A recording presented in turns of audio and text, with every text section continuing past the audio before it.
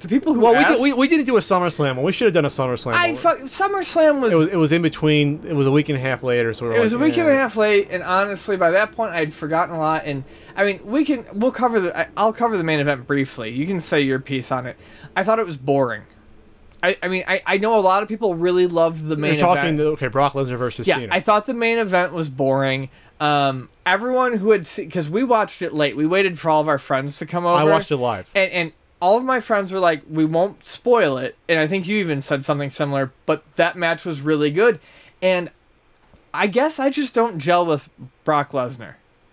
Because okay. I just don't... I mean... I used to. I used to think he was a good wrestler for being of the size and stature that he was, for the maneuverability he had for his size. Like, I thought he was great, but I don't enjoy watching him anymore. And I've learned to respect CM Punk a little bit more, or not CM Punk, John Cena a little bit more in the past couple months. But I just didn't feel like this was a match where there was any real meaningful back and forth. And I felt that... Well, no, there was no back and forth. Yeah. But that's why it was so fascinating, because that had never been done before. It was bold. We watched it at WrestleMania, Lesnar versus Undertaker. There was a lot of back and forth. What are you talking about? What are you talking about? He tombstoned him like twice in that match. What are you talking about? Okay, there was lots of back and forth. Whatever. This was a squash championship match. Yeah, that is not impressive to me. I thought it was very impressive. Wait, no, you've never seen that before? Don't forget the Daniel Bryan thing. Daniel Bryan no. How about Ultimate Warrior and Macho Man, where Macho Man drops the fucking elbow 5 times? That was not... You know what a squash match is? Yeah, I do know what a squash match is. One wrestler destroying the other one with not the other person getting moves in. It also involves no selling, and Ultimate Warrior That's not what a squash is. like That's not what a squash is. A squash match is turning on superstars and watching Honky Tonk Man beat up a jobber from the town, not getting in his offenses. This was... Right, more or less you're right, but still I am right. This is punkish. This is why it was important. It was not that amusing. It was important because it showed a few things. It showed that John Cena was willing to do that, and John Cena could have said no to that because he's been able to do that. It was important because it made something fresh that wasn't there before.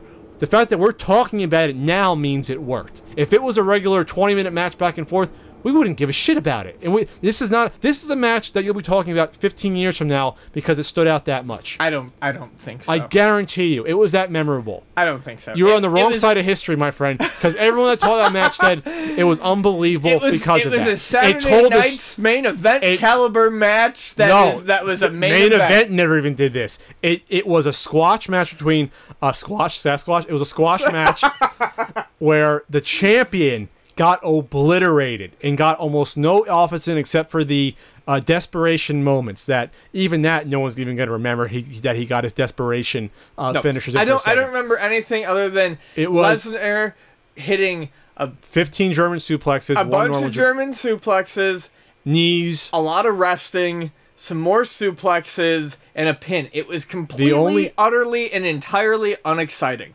I don't care what it means to the industry. It was unexciting. It established Lesnar as the biggest heel in the company since Andre the Giant. I do not say that lightly. He is now the biggest threat to any other wrestler since Andre the Giant. So what Lesnar is garbage who wrestles 3 times a year. He's not garbage, and you can't get on from that's his. If they don't want him to wrestle, blame WWE for saying we want you wrestling more often. Then I will. And he's going to wrestle Night of Champions. That's twice within 4 or 5 weeks. He'll be there more. They didn't do this knowing that he wasn't going to wrestle. And I do not see him losing to John Cena. That would be totally pointless if he lost to John Cena in the rematch. He's going to be champion until at least the Rumble, not WrestleMania. For the record, I don't think John Cena is going to win either. No, it wouldn't make any sense. No. They built him up to such a level as heel, and plus they had to because he just beat The Undertaker. So if he ended the streak, he couldn't have lost to John Cena first of all. And I always said you thought John Cena was going to win, and I told you that was crazy that he was going to win at SummerSlam. He couldn't. I didn't think he was going to lose in that manner, but I knew Cena couldn't win. But what's fascinating is now he's made. Are you sure you're not mistaking? What? I never told you that I didn't think. You thought Cena was going to win at SummerSlam. You did say that. Oh, did I? You did. But this is why it's important. Well, yeah, because I did because they were building him up. Whoever ends up beating Lesnar at WrestleMania after Lesnar goes through everyone like a saw blade, will make that the biggest match in the past probably 10, 12 years. It'll be more anticipated, I think, than even Rock Cena. Fine. Because if you have, and I really hope it's not Roman Reigns, because Roman Reigns is not impressing me at all. No. But if Daniel Bryan comes back, and supposedly he does not need a second surgery, he should be back within 3-4 months. If he comes back, and if they let him... What about Sting? You want Sting? You want Sting? Even if they let him, if he comes back and legitimately wins the Rumble like he should have last year, comes back, it is the ultimate underdog story. It'll be... Hogan versus Andre was an underdog since Andre, but if Bryan versus Lesnar happens at WrestleMania, it'll be the most anticipated match in like 12, 13 years. Now you're booking your Fire Pro Fed. No, I'm not. That would be the biggest money maker. It would be, because Lesnar. The minute Bryan comes back, he's the number one face again. Sure. They're still chanting yes, yes. Brie Bella is still in the spotlight with a big storyline with Stephanie. It was actually very entertaining with the Nikki versus Brie stuff. Bryan comes back. Everyone will be on his side. Now, since he's the rightful champion, so to speak, since the only reason he never lost the title, he had to give it up. So he comes back. They have to put him back in that main event. If they don't, the fans will be even worse than before, yelling for him to come back. All right. Yeah. After this discussion, I agree that the squash match solidifies him as a heel. Not just a heel. Shut up. Biggest heel. Solidifies him as a big heel. I agree that it makes him intimidating. If he wasn't before. And I don't disagree that he shouldn't have beaten Cena. That's fine. I just hope that the matches we get leading up to Mania, where he will probably drop the belt, are far more interesting than the matches we saw. Because I'm sorry, you can argue the importance of the match, and at the end of our conversation, and I don't do this often, I will admit that I now see the importance of the match. I see the importance of the match.